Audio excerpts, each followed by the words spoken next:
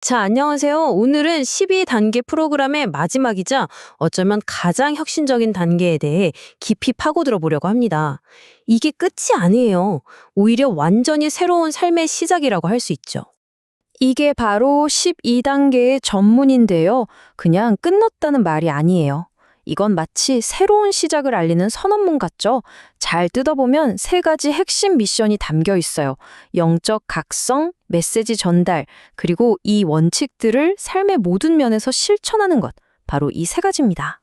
그래서 오늘 우리는 이런 순서로 12단계의 깊은 의미를 한번 파헤쳐 볼 겁니다.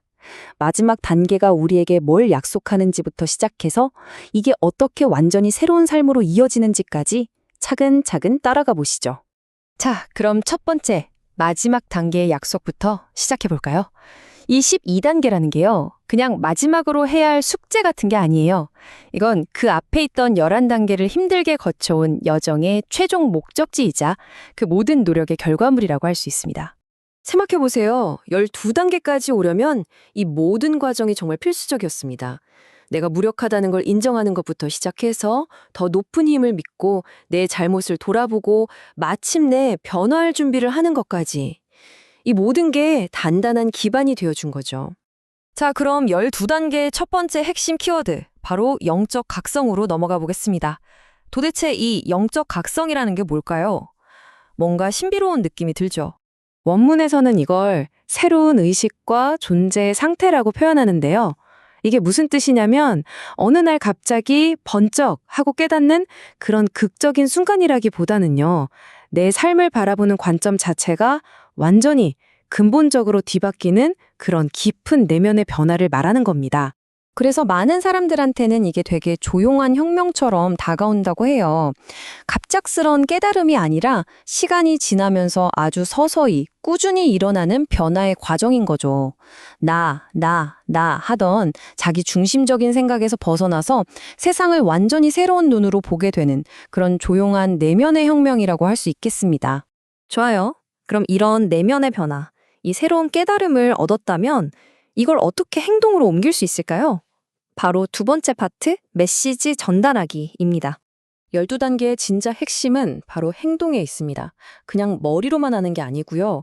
다른 알코올 중독자를 돕는 거예요. 근데 중요한 건 어떤 대가나 기대를 전혀 바라지 않고 돕는 거죠. 내가 겪었던 경험과 희망을 조건 없이 그냥 나눠주는 것. 이게 바로 봉사의 원칙입니다. 그리고 이 문장이 그 핵심을 정말 잘 보여줘요. 이것이 바로 12단계의 주제인 삶의 기쁨이다. 이게 무슨 말이냐면 다른 사람을 돕는 그 행동 자체가 회복 과정에서 느낄 수 있는 가장 큰 기쁨의 원천이 된다는 거죠. 해야만 하는 의무가 아니라 누릴 수 있는 특권 같은 겁니다. 여기서 진짜 중요한 포인트가 하나 있는데요. 이 메시지를 전달하는 과정에서 혜택을 받는 사람이 한 명이 아니라는 거예요. 바로 두 명입니다. 도움을 청하러 온 새로운 사람, 그리고 메시지를 나누고 있는 바로 그 사람 자신. 왜냐하면 남을 도우면서 자기 자신의 회복이 더 단단해지거든요. 이게 바로 오랫동안 술 없이 사는데 아주 중요한 동력이 되어주는 거죠. 자, 이제 거의 다 왔습니다. 마지막 부분인데요. 이렇게 거창하고 위대한 원칙들을 과연 우리 평범한 일상 속에서는 어떻게 실천할 수 있을까요? 정말 그렇죠. 이 원칙들을 어떻게 내 삶의 모든 면에 적용할 수 있을까요? 특히 매일 부딪히는 인간관계나 직장, 아니면 골치 아픈 돈 문제에서는요? 이 질문이야말로 추상적인 철학과 현실 사이에 다리를 놓아주는 아주 중요한 질문입니다. 원문에 따르면 이 원칙들은 정말 삶의 거의 모든 영역에서 시험대에 오른다고 해요. 결혼 생활, 돈 문제, 개인적인 야망과 자존심 문제까지 모든 곳에서요. 몇 가지 구체적인 예를 한번 살펴볼까요? 예를 들어서 결혼 생활을 한번 보죠. 예전에는 문제가 생기면 무조건 상대방을 탓하고 비난하는 데 급급했다면 이제는 그 목표가 이해와 책임으로 바뀌는 거예요. 내 탓이야가 아니라 여기서 내 역할은 뭐지? 를 먼저 생각하게 되는 거죠. 당연히 관계가 훨씬 건강해질 수밖에 없겠죠. 재정 문제도 마찬가지예요. 돈에 대한 관점이 두려움이나 혹은 과시욕, 사치에서 벗어나는 겁니다. 돈을 인생의 최종 목표로 삼지 않게 되면서 오히려 재정적인 평화를 찾는 거죠. 돈은 그냥 안정적이고 책임감 있는 삶을 살기 위한 하나의 도구로 보게 되는 겁니다. 그러니까 결국 핵심은 이겁니다. 12단계는 단순히 술 문제 하나를 해결하는 차원을 넘어서는 거예요.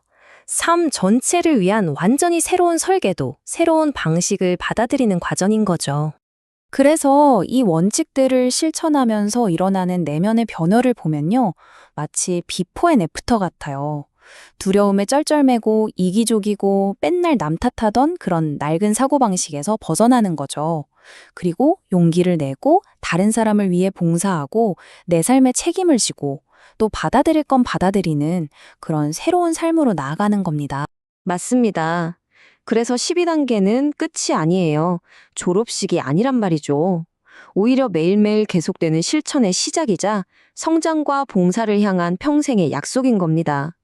정말 끝이 아니라 새로운 시작인 셈이죠. 마지막으로 우리에게 너무나도 익숙한 평온의 기도입니다. 이 간단한 기도문 안에 사실 12단계의 모든 일상적인 실천이 다 녹아 있어요. 그리고 우리에게 이런 질문을 던지죠. 나는 오늘 무엇을 받아들여야 하고 또 무엇을 바꿀 용기를 내야 하는가? 그리고 그 차이를 아는 지혜는 과연 어디에서 오는 걸까?